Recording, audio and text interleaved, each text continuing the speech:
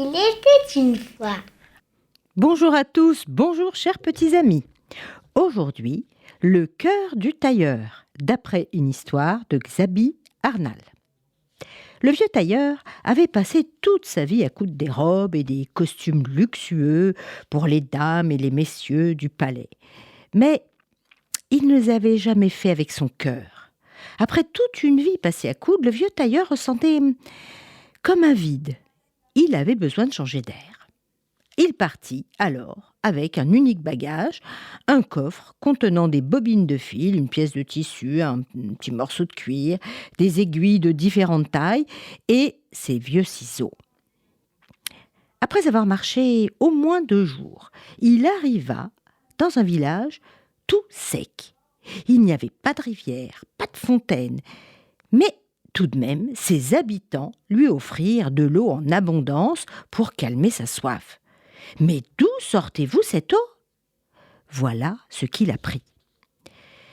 Une dame lui dit « Tous les jours, avant le lever du soleil, les femmes, les fillettes et même les garçons marchent pieds nus pendant plusieurs heures jusqu'à la source la plus proche.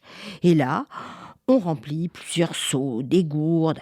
Mais quand vous rentrez, le soleil de midi doit vous brûler les pieds. Oh, mais c'est terrible. Eh oui, mais là ils sont en sang, vos pieds, mes pauvres. » Le tailleur fut très touché de ce qu'il vit. Alors, il sortit de son coffre les ciseaux, une aiguille, le morceau de cuir et une bobine de fil et se mit à coudre toute la nuit. Au lever du jour, il déposa de jolis petits mocassins au pied du lit de chaque fillette, de chaque garçon, de chaque femme. Ah, il était content là. Il était vraiment content de lui, le tailleur. Il décida alors de continuer son voyage. Mais avant de s'en aller, il attacha le bout du fil de la bobine à une pierre et la laissa se dérouler à mesure qu'il s'éloignait. Comme ça, si un jour je décide de revenir, le fil m'indiquera le chemin. Et il marcha. Il arriva enfin dans un village au bord d'une grande rivière. Alors là, tout était bien verdoyant. Mais les gens étaient très inquiets car le fleuve commençait à gonfler à cause des pluies. Voilà ce qu'on lui dit. Si le fleuve déborde, c'est la catastrophe. Il emportera tout sur son passage. Les maisons, les animaux, les récoltes, tout. Nous avons très très peur. Alors le vieux tailleur comprit ce qu'il devait faire et se mit au travail. Il choisit une grosse aiguille et un fil très résistant et il passa des heures et des heures à coudre les berges, c'est-à-dire les bords du fleuve. En fait, il ferma le fleuve. Bon, c'est un petit peu magique. Quel soulagement pour les habitants qui ne savaient pas comment le remercier. Et le tailleur continua son voyage. Mais avant de partir, il attacha le bout du fil de la bobine à un arbre et la laissa se dérouler à mesure qu'il s'éloignait. Si un jour je décide de revenir, eh bien, le fil m'indiquera le chemin. Et le voilà reparti. Il arriva alors dans un village dépeuplé. Personne. Juste quelques habitants désespérés. Vide. Une femme l'invita quand même à dîner. Et pendant qu'il mangeait, elle lui expliqua la raison de cette immense tristesse. « Oh, vous savez, presque tous les habitants du village sont partis à la guerre. Nous avons peur pour eux. Et puis, il n'y a plus personne pour s'occuper des terres et des bêtes. » Alors là, le cordonnier était en colère. « Puisque c'est ainsi, je vais vers le champ de bataille. » Il faisait nuit noire, les soldats des 2 camps dormaient.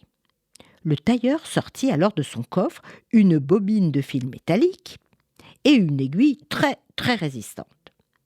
Et vous savez ce qu'il fit, hein ? Devinez. C'est trop difficile. Il se mit à fermer le trou de chaque pistolet, de chaque fusil, de chaque canon en le cousant. Bon, un petit peu magique, hein. Bien joué, car le lendemain, pas de tir de fusil, ni de boulet de canon. Et même si le général criait « à l'attaque !», eh bien, impossible de tirer. Il était content et en paix, le tailleur, et il continua son voyage. Cette fois, il attacha le fil de la bobine à la table où il avait dîné.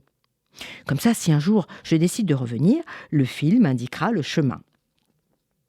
Et voilà le tailleur qui continue son voyage. Et là, il arrive dans un village plus au nord. Oh là là, il fait froid là.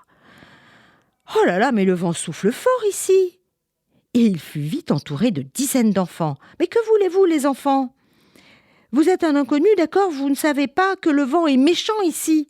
Ah bon? Méchant le vent? Bah oui, le vent nous vole tous nos jouets. Alors on s'ennuie sans jouer. Le vieux tailleur sut quoi faire.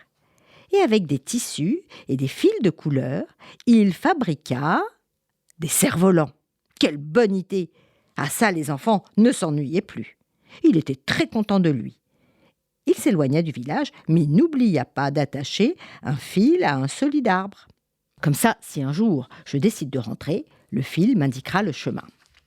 Le vieux tailleur dit que ce voyage était sur le point de se terminer. Ah oui, je suis épuisé. Je ne peux plus marcher. Alors, étendu au bord du lac, il décida de tirer tous les fils qu'il avait accrochés dans chaque village. Eh bien, vous savez ce qui se passa? Figurez-vous que des gens de chaque endroit se précipitèrent. Ils décidèrent de le porter à tour de rôle et de le raccompagner dans son village. Le cordonnier était touché par ces gens reconnaissants. Et pendant le chemin du retour, malgré sa fatigue, il broda des petits cœurs sur des morceaux de soie qu'il offrit à chacun. Une fois dans son village, il savait que faire de son talent de couturier. Alors, qu'a-t-il décidé?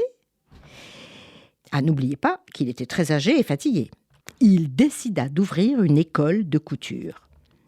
Désormais, il était tranquille, car il savait que de nombreux enfants deviendraient de bons couturiers, utiles et généreux. Alors, quoi que l'on fasse, il faut le faire avec cœur. Au revoir à tous!